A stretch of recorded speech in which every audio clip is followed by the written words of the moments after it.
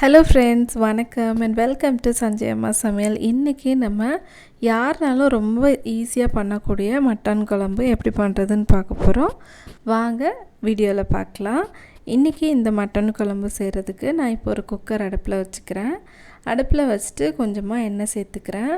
அதில் பிரியாணி இலை, அதுக்கப்புறமா ஒரு 2 துண்டு அளவுக்கு பட்டை, 2 கிராம்பு, 2 ஏலக்காய் இவ்வளோத்தையும் உள்ளே சேர்த்துட்டு ஒரு 1/4 ஸ்பூன் அளவுக்கு பெருஞ்சீரகம் சேர்த்துட்டு ஒரு 2 பெரிய வெங்காயத்தை நல்லா பொடிசாக கட் பண்ணி அதையும் உள்ளே சேர்த்து இப்போ நம்ம நல்லா வதக்கிக்க போகிறோம். வெங்காயம் நல்லா அந்த கலர்லாம் மாறி வர வரைக்கும் வதக்கிட்டு இப்போ இது கூட 2 ஸ்பூன் அளவுக்கு காஷ்மீரி மிளகாய் பொடி, 1/4 ஸ்பூன் அளவுக்கு மஞ்சள் பொடி சேர்த்து இதை நல்லா நம்ம வதக்கிக்கலாம். நாம் சேர்க்குற இந்த காஷ்மீரி மிளகாய் பொடி நல்லா கலர் கொடுக்கும். இந்த வெங்காயத்தோடு சேர்த்து வதக்கும்போது குழம்பு நல்லா கலர்ஃபுல்லாக இருக்கும். இப்போது மீடியம் சைஸ் தக்காளி பழம் 2, அது கூடவே தக்காளி நல்லா வதங்குறதுக்காக உப்பு சேர்த்து தக்காளியை நல்லா மசிஞ்சு வர வரைக்கும் நம்ம வதக்கி எடுத்துக்க போகிறோம். தக்காளி இப்போ பாருங்கள் நல்லா வதங்கிருச்சு. இப்போ இதில் 1/2 ஸ்பூன் அளவுக்கு இஞ்சி பூண்டு பேஸ்ட்டு சேர்த்து அதோட பச்சை வாசனை போகிற வரைக்கும் நம்ம நல்லா இதை வதக்கிக்கலாம். ஒரு 1 நிமிஷம் வதக்கினா போதும். இப்போ இது நல்லா வதக்கியாச்சு. இப்போ இன்றைக்கி நான் ஒரு 1/2 கிலோ அளவுக்கு மட்டனை நல்லா கழுவி சுத்தம் பண்ணி வச்சுருக்கிறேன்.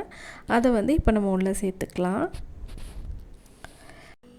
இப்போது நம்ம சேர்த்த அந்த காஷ்மீரி மிளகாய் பொடி, மஞ்சள் பொடி இந்த மட்டனில் படும்படி நல்லா இந்த மாதிரி பரட்டி விட்டுக்கலாம். ஒரு 2 தடவை இந்த மாதிரி நம்ம நல்லா கலந்து விட்டதுக்கப்புறமா நான் இன்றைக்கி ஒரு பேக்கெட் அளவுக்கு கடையில் வாங்கின மட்டன் மசாலா எடுத்து வச்சுருக்கிறேன். நீங்கள் உங்களுக்கு எந்த பிராண்டு பிடிக்குமோ அதை வாங்கிக்கோங்க. 10 ரூபாய்க்குள்ள பேக்கெட் இருக்குல்ல, அது நான் சேர்த்துக்கிறேன் இன்றைக்கி. இப்போ இந்த பொடி சேர்க்க உங்களுக்கு விருப்பம் இல்லை அப்படின்னா நம்ம வீட்டில் அரைச்சா குழம்பு மிளகாய் பொடி இருக்கும் இல்லையா, அதை சேர்த்துக்கலாம்.